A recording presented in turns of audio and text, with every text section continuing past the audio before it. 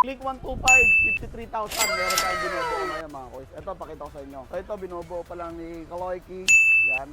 Makikita nyo yung makina, walang hidden issue mga koys. Nakabukas pa yan dito. Tignan nyo. No hidden issue mga koys. Dito kasi sa atin mga koys, sa Tenex Motor Service, pag nagbebenta tayo ng second hand unit, ginagawa muna natin ay double check natin yung kanyang makina, panggilid, throttle body, mismong makina talaga mga koys. Kaya meron tayong 3 months warranty, 3 months guarantee, 3 months free service. If ever na walang problema, pwede nyo ibalik sa amin. Meron tayong free service, no mga koys. At kaya sigurado tayo sa mga nire-release nating motor. Malinis na yan mga koys, di ba? Bagong deep clean. Oh. Baka kakalain nyo mga koys, bago yan. Hanggang dito sa harapan, di ba?